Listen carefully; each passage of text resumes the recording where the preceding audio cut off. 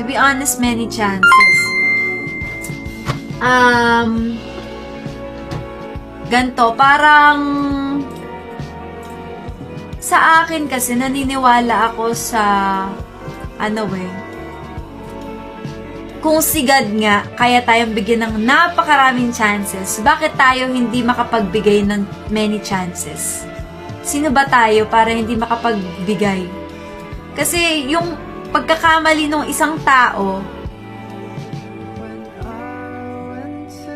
pantay-pantay yun. May times na ikaw rin magkakamali. Kung ikaw nasa posisyon na gusto mo ng chance, tas hindi binigay sa'yo, ano yung mararamdaman mo? So sa akin,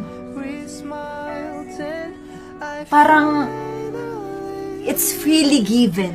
That should be freely given. Pero,